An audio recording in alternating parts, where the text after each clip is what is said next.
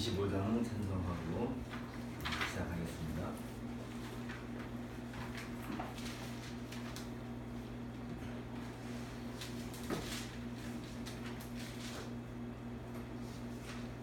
연료가 벗어서 주 앞에 들이세 저 천사 기쁜 노래가 온 땅에 퍼지네 내오라 깨어서 주 찬송하여라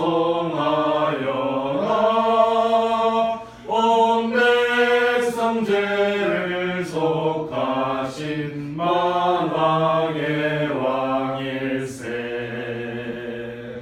면류관 벗어서 주 앞에 들이세 그 손과 몸의 상처가 영광 중 빛나네 하늘의 천사도 그 영광 보고서 고난의 신비 알고자 늘 흠모하도다 면류관 벗어서 주 앞에 들이세 온 세상 전쟁 그치고 참 평화 오겠네 주보좌 앞에서 온 백성 엎드려 그 한량없는 영광을 늘 찬송합니다.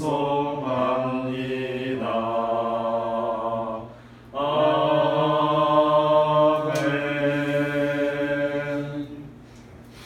지난 한 주간도 우리를 인도해 주시고 보여주신 일 감사드리고요.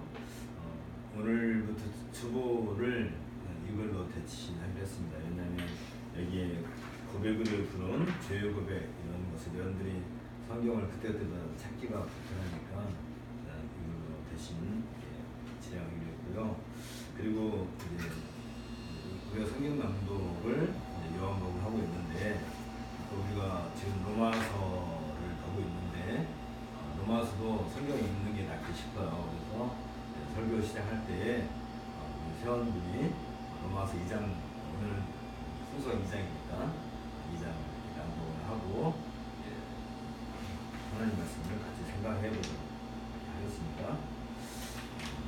묵상기도 같이 하고 이제 시작하겠습니다.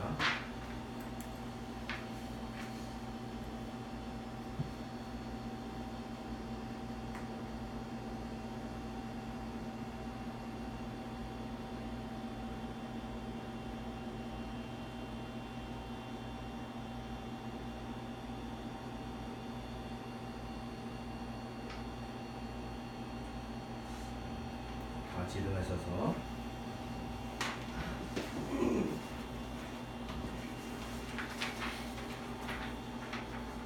우리 마음을 주님께 들어올려 함께 고백합시다. 우리의 구원은 천지를 지으신 여호와의 이름에 있도다. 옛적의 선지자들을 통하여 여러 부분과 여러 모양으로 우리 조상들에게 말씀하신 하나님이 이 모든 날 마지막에는 아들을 통하여 우리에게 말씀하셨으니 이 아들을 만유의 상속자로 세우시고 또 그로 말미암아 모든 세계를 지으셨느니라. 아멘. 기도하겠습니다. 사랑과 은혜가 풍성하신 하나님 아버지, 우리가 무엇이간데 우리를 간섭하셔서 우리를 창세전부터 예정하셔서 주 예수 그리스도의 십자가의 피로 우리를 구속함으로 우리가 하나님을 아버지라고 부를 수 있는 권한을 우리에게 허락하심을 주님 감사를 드립니다.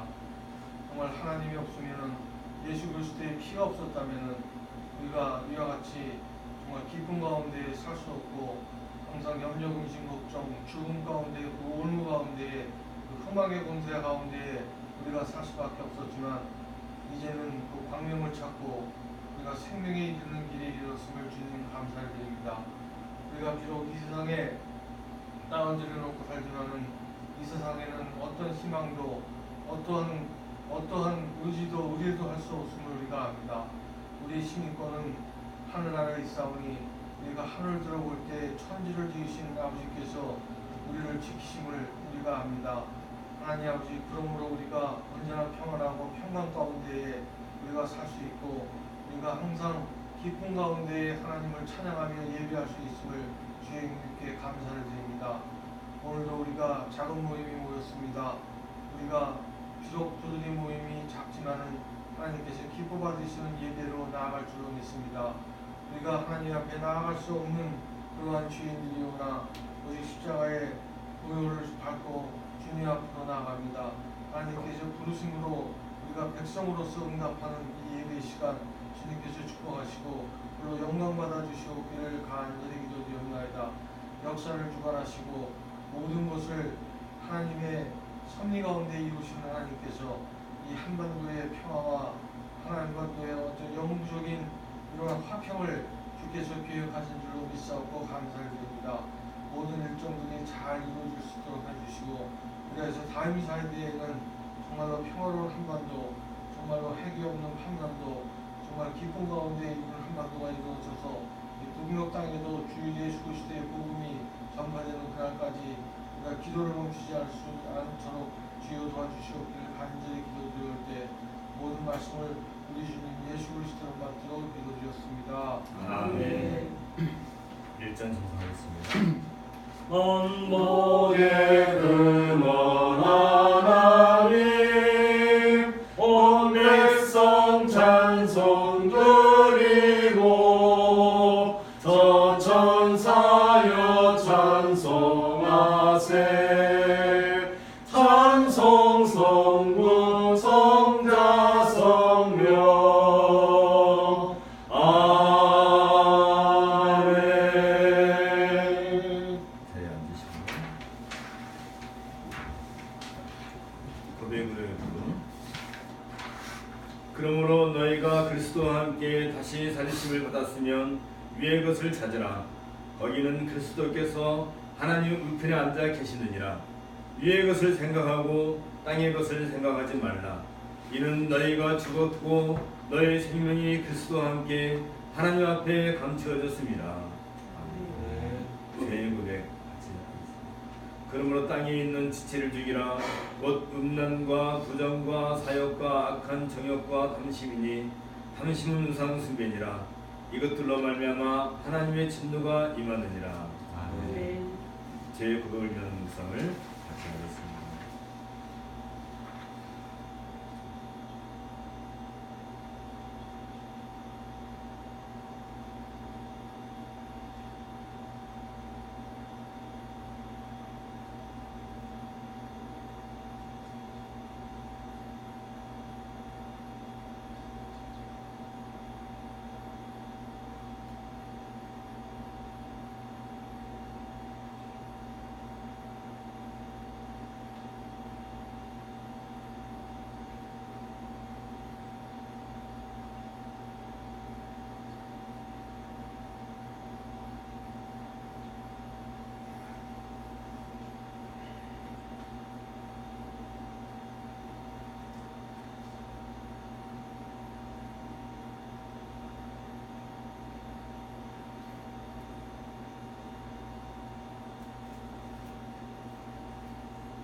전형과 리분형과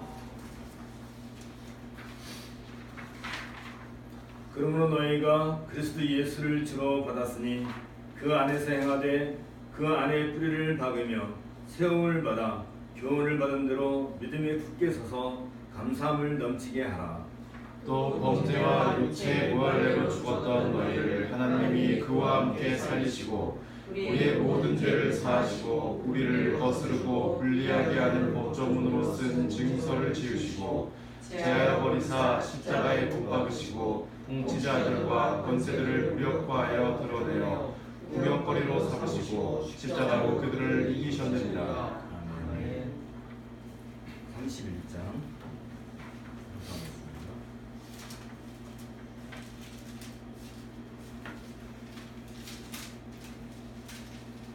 찬양하라 복되신 구세주 예수 백성들아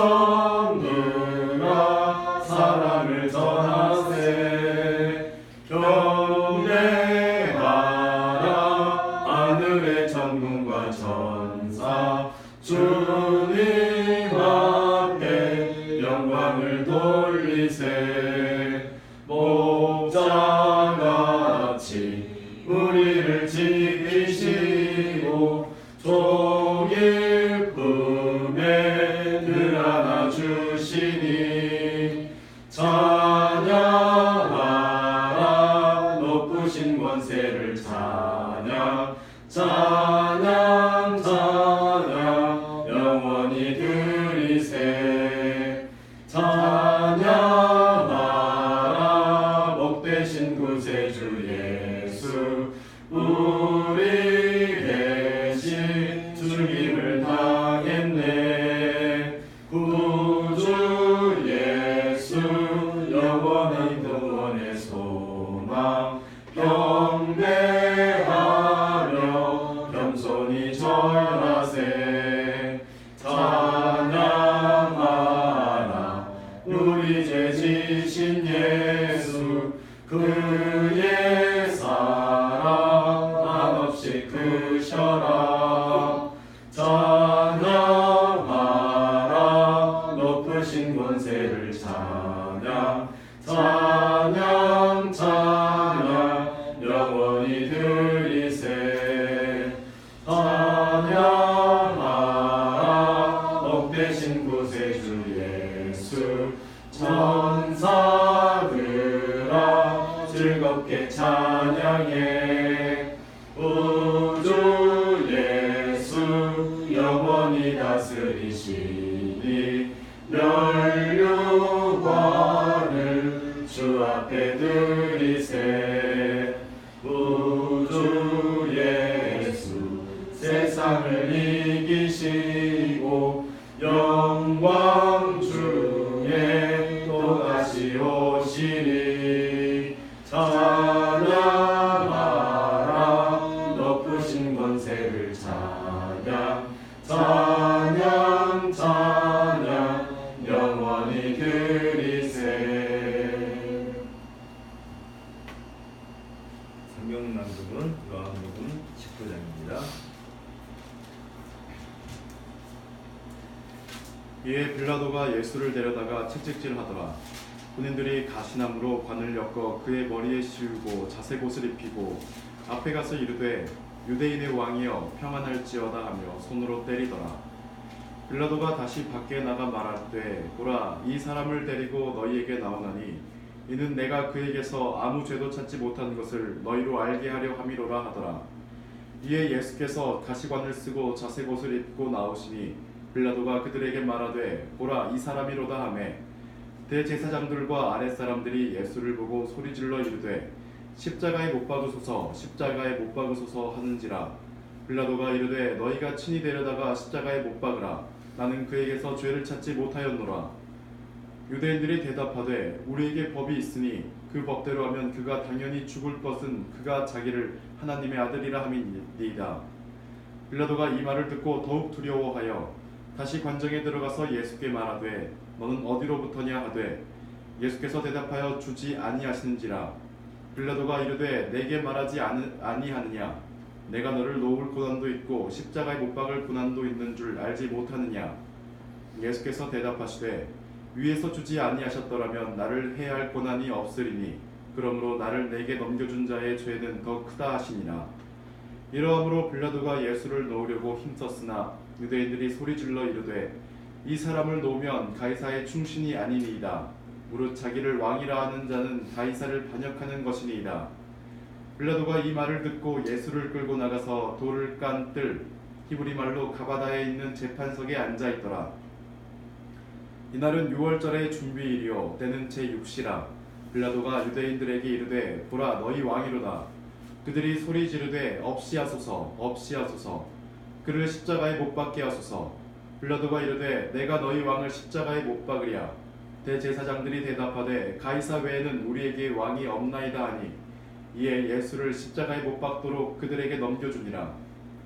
그들이 예수를 맡음에 예수께서 자기의 십자가를 지시고 해골 히브리 말로 골고다이라 하는 곳에 나가시니 그들이 거기서 예수를 십자가에 못 박을새 다른 두 사람도 그와 함께 좌우편에 못 박으니 예수는 가운데 있더라. 빌라도가 패를 써서 십자가 위에 붙이니 나사렛 예수 유대인의 왕이라 기록되었더라. 예수께서 못 박히신 곳이 성에서 가까운 거로 많은 유대인이 이 패를 읽는데 히브리와 로마와 헬라 말로 기록되었더라. 유대인의 대제사장들이 빌라도에게 이르되 유대인의 왕이라 쓰지 말고 자칭 유대인의 왕이라 쓰라 하니 빌라도가 대답하되 내가 쓸 것을 썼다 하니라. 군인들이 예수를 십자가에 못 박고 그의 옷을 취하여 네 깃에 나눠 각각 한 깃씩 얻고 속옷도 취하니 이 속옷은 꽂지 아니하고 위에서부터 통으로 짠 것이라. 군인들이 서로 말하되 이것을 찢지 말고 누가 얻나 제비 뽑자 하니 이는 성경에 그들이 내 옷을 나누고 내 옷을 제비 뽑나이다 한 것을 응하게 하려 함이로라. 군인들은 이런 일을 하고 예수의 십자가 곁에는 그 어머니와 이모와 글로바의 아내 마리아와 막달라 마리아가 섰는지라. 예수께서 자기의 어머니와 사랑하시는 제자가 곁에 서 있는 것을 보시고 자기 어머니께 말씀하시되 여자여 보소서 아들이니이다 하시고 또 그 제자에게 이르시되 보라 내 어머니라 하신대 그때부터 그 제자가 자기 집에 모시니라. 그 후에 예수께서 모든 일이 이미 이루어진 줄 아시고 성경을 응하게 하려 하사 이르시되 내가 목마르다 하시니 거기 신포도주가 가득히 담긴 그릇이 있는지라. 사람들이 신포도주를 적신 해면을 우슬초에 메어 예수의 입에 대니 예수께서 신포도주를 받으신 후에 이르시되 다 이루었다 하시고 머리를 숙이시니 영혼이 떠나가시니라. 이 날은 준비일이라. 유대인들은 그 안식일이 큰 날이므로 그 안식일을 시체들을 십자가에 두지 아니하려 하여 빌라도에게 그들의 다리를 꺾어 시체를 치워달라 하니 군인들이 가서 예수와 함께 못 박힌 첫째 사람과 또 그 다른 사람의 다리를 꺾고 예수께 이르러서는 이미 죽으신 것을 보고 다리를 꺾지 아니하고 그중 한 군인이 창으로 옆구리를 찌르니 곧 피와 물이 나오더라. 이를 본 자가 증언하였으니 그 증언이 참이라. 그가 자기의 말하는 것이 참인 줄 알고 너희로 믿게 하려 함이니라. 이 일이 일어난 것은 그 뼈가 하나도 꺾이지 아니하리라 한 성경을 응하게 하려 함이라. 또 다른 성경에 그들이 그 찌른 자를 보리라 하였느니라. 아리마대 사람 요셉은 예수의 제자이나 유대인이 두려워 그것을 숨기더니 이 일 후에 빌라도에게 예수의 시체를 가져가기를 구하매 빌라도가 허락하는지라. 이에 가서 예수의 시체를 가져가니라. 일찍이 예수께 밤에 찾아왔던 니고데모도 모략과 침향 섞은 것을 100리트라쯤 가지고 온지라. 이에 예수의 시체를 가져다가 유대인의 장례법대로 그 향품과 함께 세마포로 쌌더라. 예수께서 십자가에 못 박히신 곳에 동산이 있고 동산 안에 아직 사람을 장사한 일이 없는 새 무덤이 있는지라. 이날은 유대인의 준비일이요 또 무덤이 가까운 고로 예수를 거기 두니라. 이는 주님의 말씀입니다. 하나님께 감사를 드립니다. 30입니다.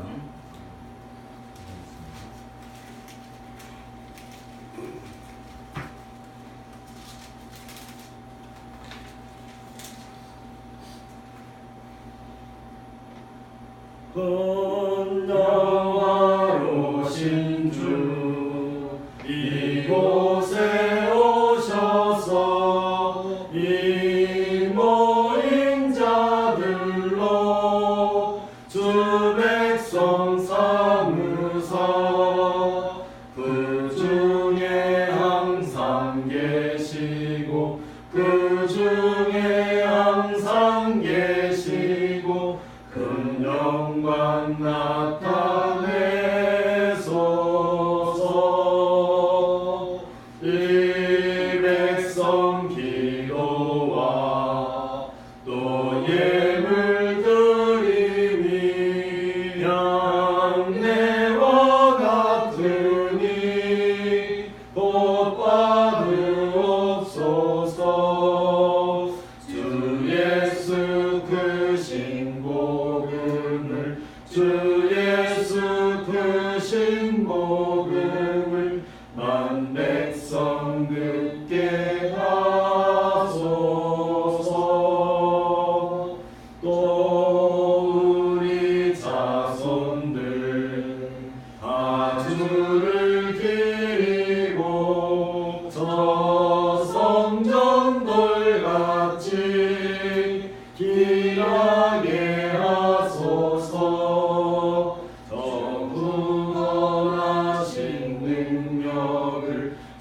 구원하신 능력을 늘 끝날까지 주소서.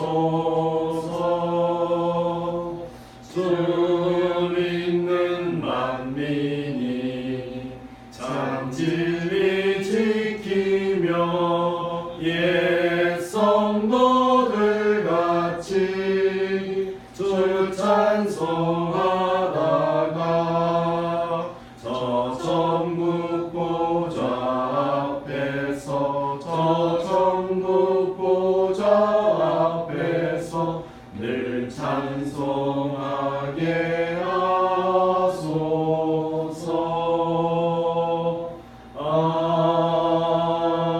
아멘. 같이 기도하겠습니다. 주께서 오늘도 우리에게 은혜를 베푸시고 주의 거룩한 날을 맞이하여 이 아름다운 복된 자리에 참여할 수 있도록 은혜 주심을 감사합니다. 우리는 심히 하나님 앞에서 죄악되고 악하고 부족하고 연약하여서 감히 하나님의 얼굴을 배울 수 없사옵고 하나님의 말씀 앞에서 오히려 겸손하고 떨며 두려워할 수밖에 없는 것을 고백하옵나이다. 우리의 조상이 범죄함으로 말미암아 온 인류가 죄의 악 가운데 빠져 있고 우리는 어머니 태중에서부터 죄인으로 잉태되어 이 땅에 태어났으며 그동안 살아있는 그 모든 시간의 길이만큼 우리의 죄악과 연약한 모습도 하나님 앞에서 늘 겹겹이 쌓여온 것을 또한 고백하지 않을 수 없사옵나이다. 그러함에도 불구하고 주께서 우리를 불쌍히 여기시고 만세전부터 택하신 주의 경륜에 따라서 우리를 때를 따라 부르시고 이제 이 거룩한 자리에 불러 모으셨사오니 참으로 이 모든 영광과 이 기쁨을 주님께 드려옵나이다. 우리의 연약함을 이제 불쌍히 여기시고 이같이 때를 따라서 주의 말씀으로 우리를 정책하시고 우리의 연약함을 돌보시오니 참으로 그 은혜가 한량없이 크고 감사할 따름이 없나이다. 이제 우리가 그 말씀 안에서 새로운 삶을 갖게 되었고 새로운 인생길을 갖게 되었는데 이 모든 것이 주님의 은혜요 사랑이요 인자하심에 따른 것을 우리가 고백하옵나이다. 주님 간절히 바라옵기는 우리의 연약함과 우리의 질고와 우리의 한량없이 무너지고자 하는 이 연약함을 불쌍히 여기시고 주께서 우리의 이 모든 것들을 체휼하시고 또 감싸시고 또 우리를 용서하셨사오니 주여 간절히 바라옵기는 우리가 새롭게 거듭난 주의 백성으로 그 백성답게 그 은혜로운 그 사랑 안에서 사는 새로운 나라의 백성답게 우리의 의식이 변화되고 우리의 정사가 변화되고 또 우리의 결단이 새로질 수 있도록 은혜를 더해 주시기를 간절히 소원하옵나이다. 이제 우리는 이 땅에 살아있으나 이 세상의 군주를 좇지 아니하고 세상의 왕을 좇지 아니하고 세상의 지배자의 눈치를 보지 아니하고 오로지 이 우주를 창조하시고 역사를 친히 주관하시는 우리의 왕 되신 예수께 우리의 왕 되신 하나님께 우리의 왕이신 성령님께서 주시는 그 은혜 가운데서 우리의 모든 영광과 우리의 모든 기쁨을 주님께 간절히 드리기를 소원하옵나이다. 하나님 또한 바라옵기는 이 도들의 모험을 기억하시고 이들이 주 앞에서 늘 건전하고 또 주님의 주시는 그 은혜 안에서 바르게 저어져 나갈 수 있도록 은혜를 더해주셨기를 간절히 소원하옵나이다. 이 모임이 이 땅에서 주의 나라를 온전히 드러내고 또 그 문화를 온전히 발현하는 그러한 교회로서의 모습을 잘 갖고 갈 수 있도록 주께서 은혜를 더해 주셨기를 간절히 소망합니다. 또한 바라옵기는 이제 남북 회담을 비롯해서 북미 회담과 또 남북한 또 미국과 더불어 3자 회담이 이루어질 수 있도록 이 모든 과정 가운데서 주께서 친히 은혜를 베푸시고 각 나라가 서로의 이익을 추구하되 서로 양보하면 하는 가운데서 이 땅에 참된 주의 은혜와 평강이 가득하기를 간절히 소원하옵나이다. 참으로 바라옵기는 남북 이산 가족이 지난 60년 동안 서로 얼굴을 보지 못하고 살아온 지가 상당히 긴 기간인데 주께서 이번 이 일을 통하여서 남북 이산 가족들이 서로 만날 수 있고 자유롭게 왕래할 수 있도록 그러한 은혜도 더하여 주셨기를 간절히 소원합니다. 이 모든 말씀을 예수님 이름으로 기도합니다. 아멘. 오늘은 로마서 2장을 가지고 옛 언약하기와 새 언약갱신이라는 제목으로 같이 말씀을 참고하고 합니다. 로마서 2장 낭독해 주시기 바랍니다. 그러므로 남을 판단하는 사람아, 누구를 막론하고 내가 핑계하지 못할 것은 남을 판단하는 것으로 내가 너를 정죄함이니 판단하는 내가 같은 일을 행함이니라. 이런 일을 행하는 자에게 하나님의 심판이 진리대로 되는 줄 우리가 아노라. 이런 일을 행하는 자를 판단하고도 같은 일을 행하는 사람아, 내가 하나님의 심판을 피할 줄로 생각하느냐? 혹 내가 하나님의 인자하심이 너를 인도하여 회개하게 하심을 알지 못하여 그의 인자하심과 용납하심과 길이 참으심이 풍성함을 멸시하느냐? 다만 내 고집과 회개하지 아니한 마음을 따라 진노의 날 곧 하나님의 의로우신 심판이 나타나는 그날에 임할 진노를 내게 쌓는도다. 하나님께서 각 사람에게 그 행한 대로 보응하시되 참고 선을 행하여 영광과 존귀와 썩지 아니함을 구하는 자에게는 영생으로 하시고 오직 당을 지어 진리를 따르지 아니하고 불의를 따르는 자에게는 진노와 분노로 하시리라. 악을 행하는 각 사람의 영에는 판단과 곤고가 있으리니 먼저는 유대인에게요 그리고 헬라인에게며 선을 행하는 각 사람에게는 영광과 존귀와 평강이 있으리니 먼저는 유대인에게요 그리고 헬라인에게라. 이는 하나님께서 외모로 사람을 취하지 아니하심이라. 무릇 율법 없이 범죄한 자는 또한 율법 없이 망하고 무릇 율법이 있고 범죄한 자는 율법으로 말미암아 심판을 받으리라. 하나님 앞에서는 율법을 듣는 자가 의인이 아니요 오직 율법을 행하는 자라야 의롭다 하심을 얻으리니 율법 없는 이방인이 본성으로 율법의 일을 행할 때에는 이 사람은 율법이 없어도 자기가 자신에게 율법이 되나니 이런 이들은 그 양심이 증거가 되어 그 생각들이 서로 혹은 고발하며 혹은 변명하여 그 마음에 생긴 율법의 행위를 나타내느니라. 곧 나의 복음에 이른 바와 같이 하나님이 예수 그리스도로 말미암아 사람들의 은밀한 것을 심판하시는 그날이라. 유대인이라 불리는 내가 율법을 의지하며 하나님을 자랑하며 율법의 교훈을 받아 하나님의 뜻을 알고 지극히 선한 것을 분간하며 맹인의 길을 인도하는 자요 어둠에 있는 자의 빛이요 율법에 있는 지식과 진리의 모본을 가진 자로서 어리석은 자의 교사요 어린아이의 선생이라고 스스로 믿으니 그러면 다른 사람을 가르치는 내가 내 자신은 가르치지 아니하느냐? 도둑질하지 말라 선포하는 내가 도둑질하느냐? 간음하지 말라 말하는 내가 간음하느냐? 우상을 가증히 여기는 내가 신전 물건을 도둑질하느냐? 율법을 자랑하는 내가 율법을 범함으로 하나님을 욕되게 하느냐? 기록된 바와 같이 하나님의 이름이 너희 때문에 이방인 중에서 모독을 받는도다. 내가 율법을 행하면 할례가 유익하나 만일 율법을 범하면 내 할례는 무할례가 되느니라. 그런즉 무할례자가 율법의 규례를 지키면 그 무할례를 할례와 같이 여길 것이 아니냐? 또한 본래 무할례자가 율법을 온전히 지키면 율법 조문과 할례를 가지고 율법을 범하는 너를 정죄하지 아니하겠느냐? 무릇 표면적 유대인이 유대인이 아니요 표면적 육신의 할례가 할례가 아니니라. 오직 이면적 유대인이 유대인이며 할례는 마음에 할지니 영에 있고 율법 조문에 있지 아니한 것이라. 그 칭찬이 사람에게서가 아니요 다만 하나님에게서니라.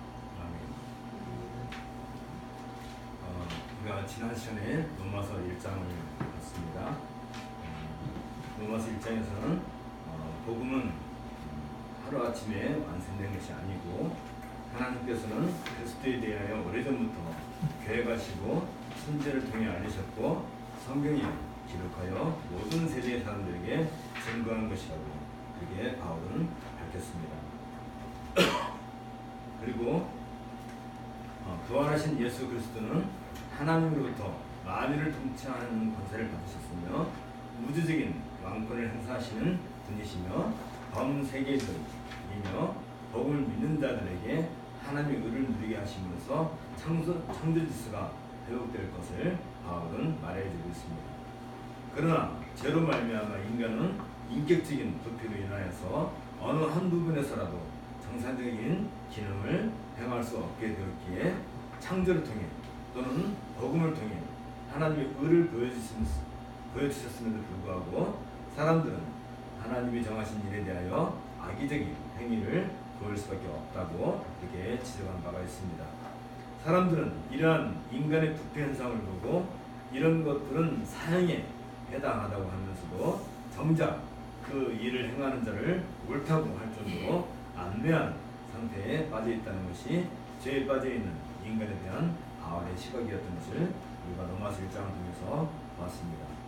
이제 로마서 2장에 와서 바울은 인간의 부패와 악의적인 행위로 말미암아 그 누구도 하나님의 심판에서 벗어날 수 없다는 사실을 논증하고 있습니다. 여기 1절에서 본 것처럼 그러므로 남을 판단하는 사람 물론 누구든지 네가 핑계치 못할 것은 남을 판단하는 것으로 내가 너를 정죄함이니 판단하는 네가 같은 일을 행함이니라 이게 지적하고 있는데 이미 죄로 인해 그릇된 판단의 기준으로 다른 사람들의 죄악과 그 행위를 정죄하는 것은 스스로 자기 자신을 정죄하는 것과 같은 것이라고 그렇게 바울은 말하고 있습니다. 여기에서 바울은 죄로 인해 발생한 인간의 보편적인 부패 현상들로부터 스스로 자신을 의롭다고 생각하고 있는 사람들을 염두에 두고 있는 것을 보게 됩니다.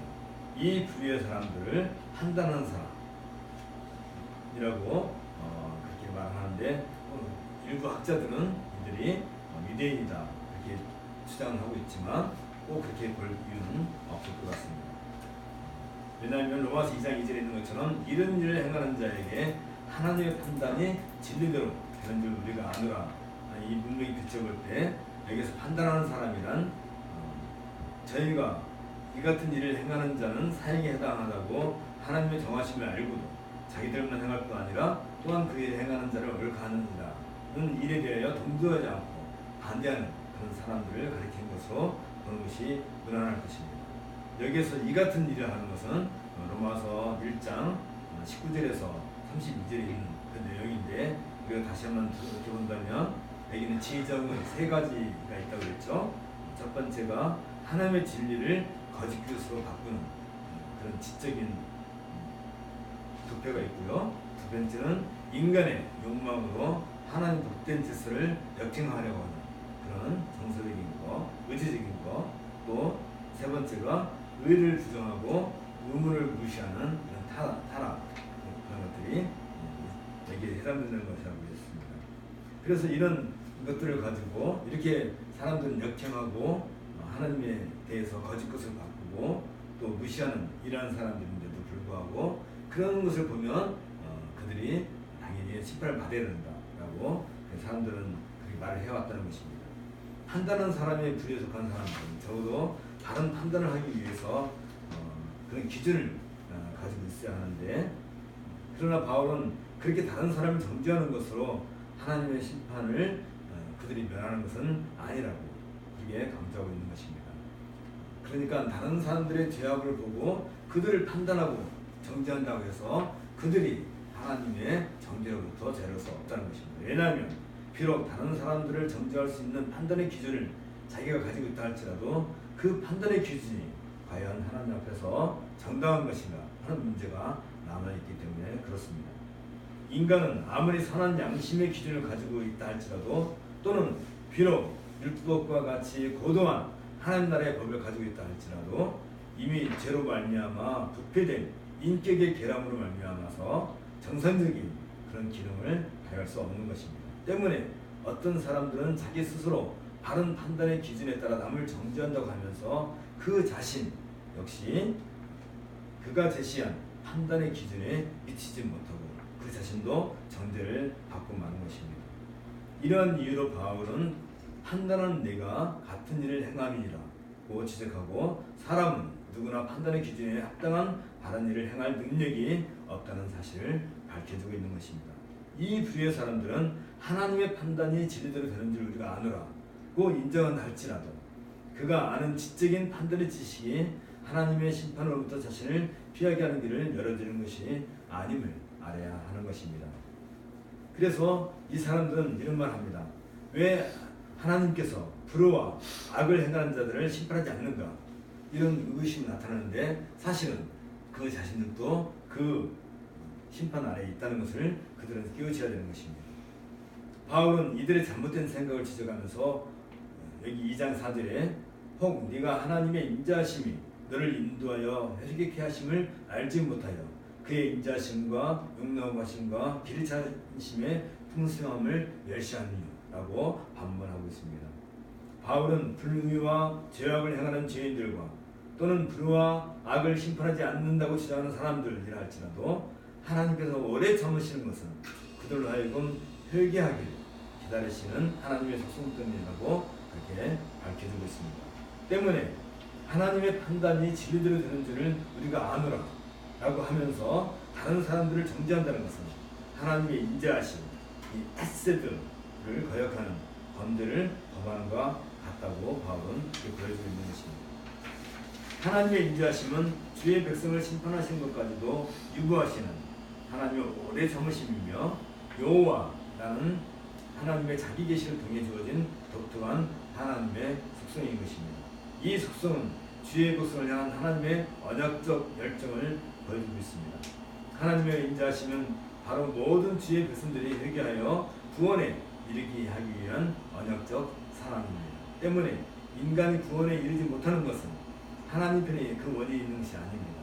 그것은 전적으로 오만한 인간에게 그 책임이 있을 뿐입니다. 이 사실을 부인하고 자신에게 큰 문제가 있음에도 불구하고 아무런 문제의식을 느끼지 못하면서 다른 사람들을 향해 정죄하는 것이야말로 이 세상에서 회개하지 않는 가장 완악한 인간의 태도인 것입니다.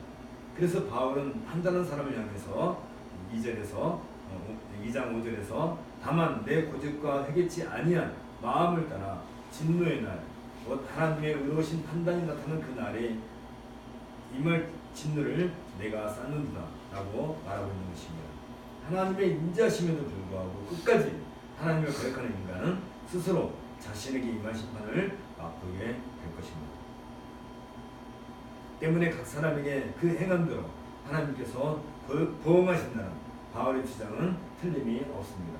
이것은 율법의 기본 정신이기도 합니다.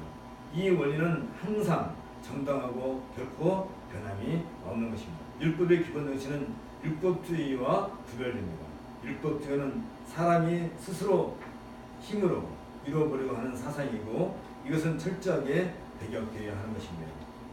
바울은 하나님께서 행하는 대로 갚으시는 원리에 대해서 여기 2장 7절에서 8절에 말하기를 참고 선을 행하여 영광과 존귀와 썩지 아니함을 구하는 자에게는 영생으로 하시고 오직 당을 지어 진리를 쫓지 아니하고 불을 쫓는 자에게는 노와 분노로 하시더라 라고 선언하고 있습니다.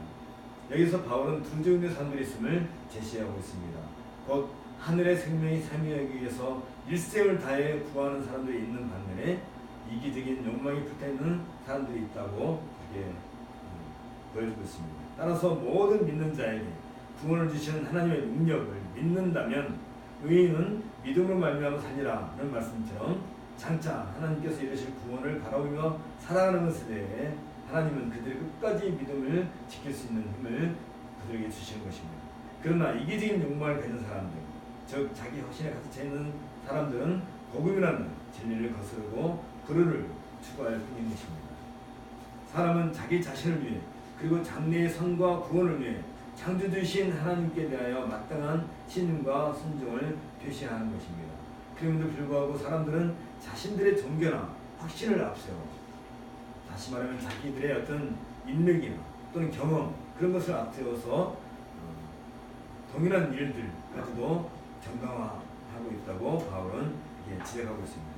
그것이 바로 율법주의인데 하나님의 존재를 부정하고 하나님의 의무를 역행하는 그런 것들이 바로 이 율법주의에 해당하는 것이고 이것이 불필요한 인간의 심성인 것입니다. 따라서 악을 행함에 대한 하나님의 행함대로 갚으시라는 원리는 결코 부정돼서는 안 될 것입니다. 이 원리는 유대인에게나 헬라인에게나 모두 똑같이 적용되는 것입니다. 아울러 믿음을 추구하는 자들에게 영생을 주신다는 하나님의 원리 역시 유대인이거나 헬라인이나 똑같이 적용되어야 하는 것입니다. 바울은 이 사실을 강조하기 위해서 이 11절에서 말하기를 이는 하나님께서 외모로 사람을 취하지 아니하심이라고 보수를 받고 있습니다. 하나님의 그 행한대로 갚으시는 원리는 유대인이나 헬라인을 불문하고 법회적인 원칙이며 결코 폐하거나 변경되지 않는다는 것입니다. 외모를 사람을 취하지 않는다 라는 말은 하나님께서 얼굴을 봐주는 법이 없다는 그런 의미로 율법의 그 원리에 따라 정죄와 심판은 유대인이거나 이방인이거나 관계없이 공평무사하게 적용된다는 점을 강조해주고 있습니다. 이것은 유대인들이 다른 이방인들에 비해 하나님의 선택을 받았고 하나님에 대한 신앙을 가지고 있다고 해서 그러한 확신들이 이방인에 비해 하나님 앞에서 더 유리한 입장에 서 있지 않다는 것을 강조해주고 있습니다. 특별히 바울은 유대인들이 이방인들에 비해 배타적인 신앙생활을 가지고 있다는 점을 감안하고 있는데 유대인들은 종교적인 측면에서 다른 사람들보다 앞서 있다고 주장할지 모르지만 율법의 기본 정신, 유대인이나 이방인이나 공평하게 적용된다는 것이 하나님의 보편적이고 대외적인 원칙이라는 것을 이렇게 강조해주고 있는 것입니다. 이런 점에서 바울은 유대인이나 율법주의자 혹은 이방인이나 규범주의자라 할지라도 자신의 의로움을 앞세우는 우월적인 신앙심을 자랑하는 그 누구나 하나님의 심판 앞에서 결코 자랑할 수 없다고 단정하고 있는 것입니다. 반면에 바울은 율법의 기본 정신을 유대인들에게 국한시키지 않고 전 인류에게 적용시킴으로써 하나님의 법 정신은 제한적이거나 한정된 것이 아니라 전 인류를 그 대상으로 하고 있으며 범세계적이며 항구적인 질서임을 변증해주고 있는 것입니다. 이렇게 전개한 논리를 근거해서 바울은 무릇 율법 없이 범죄한 자는 또한 율법 없이 망하고 무릇 율법이 있고 범죄한 자는 율법으로 말미암아 심판을 받는다 라고 선언하고 있는 것입니다. 이것은 앞서 제시한 하나님의 보편적인 심판의 원리와는 달리 율법을 하나님의 언약으로 여기고 있는 유대인들이 스스로 율법 보편적인 심판의 원리로부터 자유로울 것이라고 여길 수 있는 여지를 더 이상 주지 않기 위함인 것입니다. 유대인들은 수많은 민족적 위기 상황에서도 하나님의 인자하심으로 말미암아 구원받았던 역사적인 경험을 가지고 있었습니다. 이것은 역사를 주관하시는 하나님의 주권적 사역이었으며 세상 민족들로부터 이스라엘 선택하신 하나님의 각별하신 은혜의 결과였습니다. 따라서 하나님의 언약적 사랑을 받아온 그 유대인들은 이방인들과 달리 언제나 하나님께서 행하시는 구원 사역의 대상이라는 자부심을 가지고 있었을 것입니다. 이러한 자부심을 가지고 바울 시대 유대인들은 율법 안에 있는 것과 율법 바깥에 있는 것으로 또는 율법으로와 율법 없이로 유대인과 이방인을 구별하는 기준을 삼았던 것입니다. 유대인들은 모세 율법의 범위를 넘어선 이방인과 자신들을 구별하기 위해 율법의 중요성을 강조하고 다른 민족들 사이에서 하나님의 백성인 이스라엘의 독특성을 증거하는 그런 경계의 표시이자 중요한 정체성을 나타내는 요소로 율법을 늘 제시했던 것입니다. 이런 이유로 바울은 율법을 가지고 있는 사람과 율법을 가지고 있지 않은 사람들을 유대인과 이방으로 구분짓기 위해 이 단어를 사용하고 있는 것입니다. 다시 말하면 율법 안에 있는 것과 율법 바깥에 있는 이 두 종류로 구분을 했던 것입니다. 그러나 바울은 죄인의 생애 최후 결과와 관련해서 이런 부분이 틀리지 않다고 이제 강조하고 있습니다. 바울에게 있어서는 율법 안에 있느냐, 율법 바깥에 있느냐가 판단의 기준이 될 수 없다는 것입니다. 왜냐하면 죄는 율법 안에 있든 혹은 그 바깥에 있든 정죄를 받아야 하기 때문입니다. 이런 점에서 죄는 율법 안에, 엔노모, 율법 안에 있든지 또는 아노모스, 율법 바깥에 있든지 그 간격에 죄는 아무런 의미가 없다는 것입니다. 그러므로 죄에 대한 하나님의 판단은 보편적인 심판의 원칙에 따라 행해질 것이며 이때 하나님은 보편적인 심판의 원칙을 제시하고 있는 율법에 따라 그들을 모두 심판할 것입니다. 이런 점에서 실제로 율법 안에 있는 유대적 민족주의의 근거와 엔노모에 대한 상대적인 인식을 언급한 용어일 뿐이며 하나님께서 율법 없이 죄를 판단한 분이 아님을 분명히 하고 있는 것입니다. 바울은 하나님 앞에서는 율법을 듣는 자가 의인이 아니요 오직 율법을 행하는 자라야 의롭다하심을 얻는다고 선포하고 있는 것입니다. 이것은 유대인들이 율법의 행함을 강조하고 율법을 행함으로써 율법으로서 율법을 받는다는 그 일반적인 생각에 대한 재해석을 시도하기 위한 것입니다. 사실 율법을 청종하는 것은 당연히 율법을 행하는 것을 전제로 하는 것입니다. 그러나 의인은 유대인들이 생각하고 있는 것처럼 율법을 듣고 행하는 것으로 구현되는 것이 아닙니다. 의인은 하나님에 의해 지속적으로 의롭게 되고 사면되는 정말론적인 성격을 가져와야 있어야 한다는 것이 바울의 새로운 발견인 것입니다. 하나님의 의롭다 하시는 은혜는 다 한 번의 하나님의 행동이 아니기 때문에 그렇습니다. 하나님의 지속적인 용납하시고 지탱하시고 마침내 변화시키는 은혜가 바로 증의에 속한 독특한 하나님의 은혜인 것입니다. 바울은 이 점을 가리켜서 우리가 성령으로 믿음을 듣자 의의 소망을 기다리느니 그리스도 예수 안에서는 할례나 원례가 효력이 없되 사랑으로서 역사하는 믿음뿐이라 라고 갈라디아서 5장 5, 6절에서 말하고 있습니다. 율법의 행함은 율법이 규정하고 있는 조항을 충실하게 지키는 것으로 대신할 수 없습니다. 율법의 행함에는 하나님의 의롭게 하시는 은혜에 대한 믿음이 동반되어야 하기 때문에 그렇습니다. 의인은 율법을 행함으로써 칭을 얻는 것이 아니라 우리를 의롭다 하시는 하나님을 믿고 순종하는 행함으로써 칭을 얻는 것입니다. 바울이 앞서 하나님께서 각 사람에게 그 행함대로 부응하시되 창조 선을 행하여 영광과 존귀와 썩지 않음을 구하는 자에게는 영생을 하시고 라고 지적한 것처럼 의인은 하나님께서 이루실 구원을 바라보며 살아가야 하는 것입니다. 이것이 하나님 앞에서는 율법을 듣는 자가 의인이 아니요 오직 율법을 행하는 자라야 의롭다 하심을 얻으리라는 바울의 말씀에 담겨있는 의미인 것입니다. 바울이 이 점을 제안하고 있는 것은 의인이 누구인가 그리고 최종적인 칭의를 위해 의인들이 소망하는 근거가 무엇인가를 밝힘으로써 만연된 유대인들의 잘못된 생각을 지적하기 위함입니다. 율법을 가졌다는 것은 언약 백성이 되었다는 의미이고 이것은 하나님 앞에서 은혜를 입은 신분이 되었음을 가리킵니다. 따라서 율법을 행한다는 것은 율법의 조문을 행한다는 것이 아니라 그가 이미 언약 백성이라는 사실에 대한 믿음과 하나님에 대한 순종에 근거한 의로운 삶이 거기에 포함되어야 하는 것입니다. 때문에 율법 없는 이방인이 본성으로 율법의 일을 행할 때는 이 사람은 율법이 없어도 자기가 자기에게 율법이 되다니 이런 일들은 그 양심이 증거가 되어 그 생각들이 서로 혹은 송사하며 혹은 변명하여 그 마음에 새긴 율법 행위를 나타내리라는 이 바울의 말처럼 하나님께서 인간의 본성에 심으신 규범에 따라 이방인들이 의를 행한다 할지라도 그것으로 그들이 구원에 이르는 것은 아니라는 것을 여기 증거해 주고 있는 것입니다. 율법이 없는 이방인이 본성으로 율법의 일을 행하는 것은 하나님께서 본래 사람 마음에 새겨놓은 법이 없다는 하나의 증거인 것입니다. 때문에 각 사람의 양심에 따라 그리고 그 타락의 정도에 따라 각각 다양한 형태로 나타날 뿐이지 그것이 과연 항구적인 하나님 법에 일치한 것은 결코 아닌 것입니다. 단지 이런 일들은 인간의 본성에 따라 나타나는 여러 가지의 규범을 통해 또는 규범의 근원을 결국 하나님의 법에 있음을 보여줄 뿐입니다. 인간은 누구든지 하나님의 법이 없다고 말할 수 없습니다. 그리고 하나님의 법에 따라 정죄와 심판이 이루어지는 것에 대해서 부당하다고 이의를 제기할 수 없는 것입니다.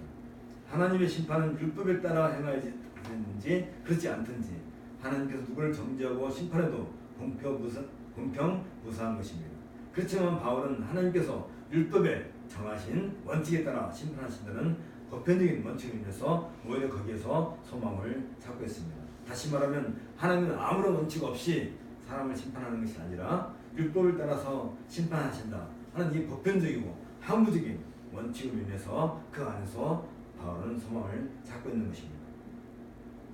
이 원칙이 있다는 것은 하나님의 심판으로부터 벗어날 길이 있음을 의미합니다. 바울은 바로 그 길, 하나님의 심판으로부터 벗어날 그 길은 복음이라고 제시하고 있습니다. 곧 내 복음에 이른 바와 같이 하나님이 예수 그리스도로 말미암아 사람들의 은밀한 것을 심판하신 그날이라는 바울의 말처럼 그리스도는 율법의 기준에 의해 행함에 따라 심판하실 세상의 심판자로 오신 분이신데 유대인과 이방인과 심지어 그리스도인들을 할지라도 모두 그리스도의 심판 앞에 서게 된 날이 올 것입니다. 그리고 각 사람들은 그리스도 앞에서 각각 행한 행위에 대한 책임을 져야 할 것입니다. 이것은 아무도 그리스도를 거치지 않고서는 영광에 들어갈 수 없음을 의미합니다. 때문에 각 사람은 이 그리스도 예수 안에서 자신을 넣으신 심판자이신 주님을 찾아야 하는 것입니다. 그 길이 바로 복음이라고 바울은 말해주고 있습니다. 바울은 복음으로 말미암아 그리스도의 심판대 앞에서 의롭다하심을 얻을 수 있다는 소망을 가지고 있습니다. 바울은 예수 그리스도에 의해 그에게 주어진 복음에 의해 삶의 가능성을 찾았던 것입니다.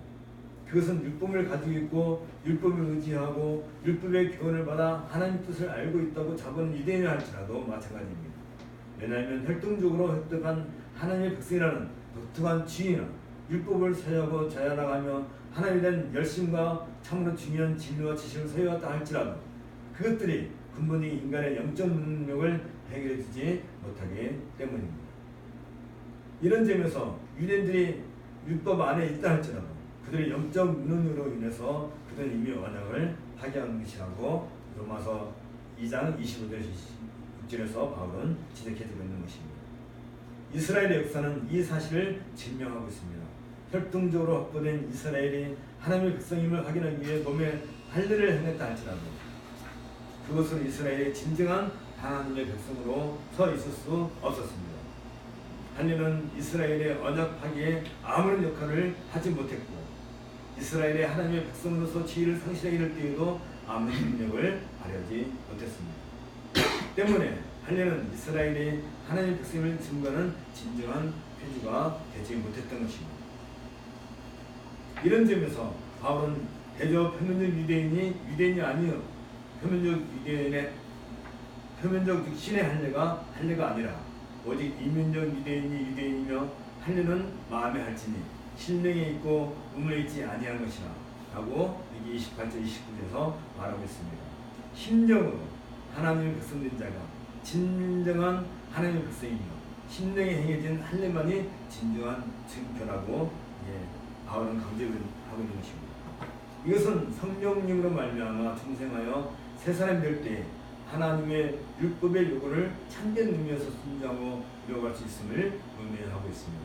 하나님의 법을 순종하는 능력은 사람의 몸에 행한 외형적인 표지인 할례가 아니라 하나님으로부터 나온 성령께서 날마다 새롭게 하시는 능력으로 되는 것입니다.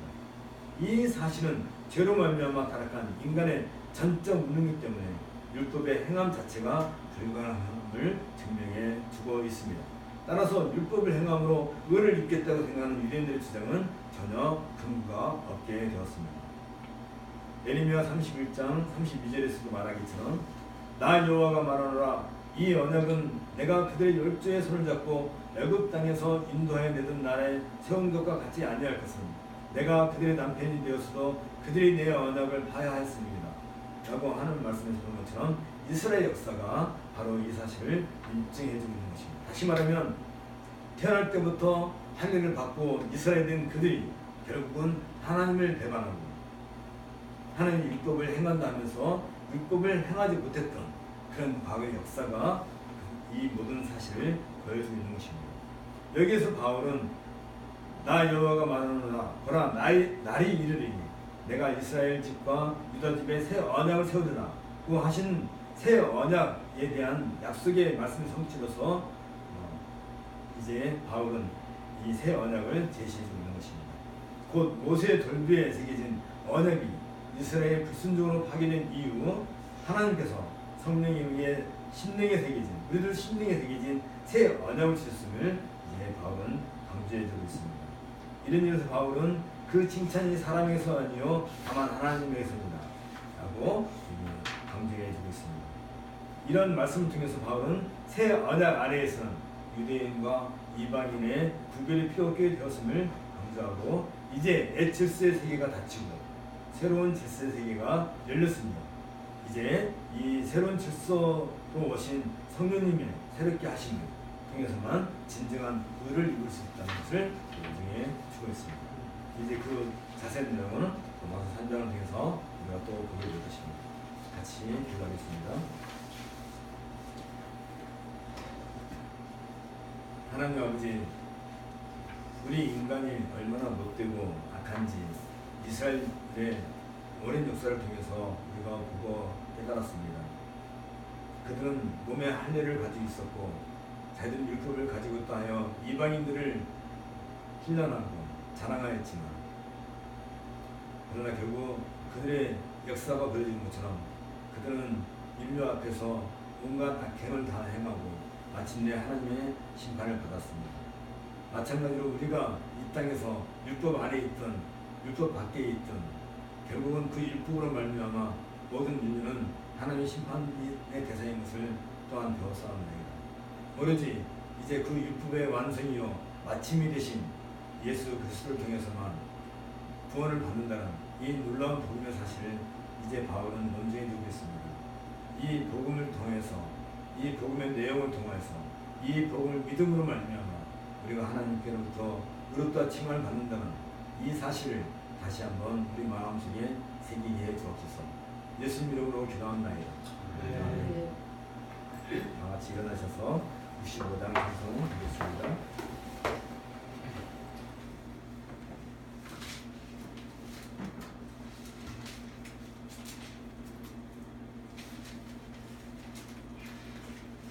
내 영혼아 찬양하라. 주님 앞에 엎드려 구속하신 넓은 은혜 높이 찬양하여라. 할렐루야 할렐루야. 영원하신 하나님, 환난 중에 성도들을 구원하여 주셨네. 노하심은 더디하고 인자하심 넘치니 할렐루야 할렐루야. 신실하신 하나님, 우리 약함 아시는 주 항상 지켜주시고 인자하신 그 손으로 보호하여 주시니 할렐루야 할렐루야. 자비하신 하나님, 천사들아 우리 함께 주께 찬양 드리세. 성도들아 모두 모여 주께 경배하여라. 할렐루야 할렐루야. 은혜로우신 하나님. 아멘. 주 예수 그리스도의 은혜와 하나님의 사랑과 성령의 기도하심이 너희 무리와 함께 있을지어다. 아멘. 찬송 3장하고 묵상하고 여기 마치겠습니다.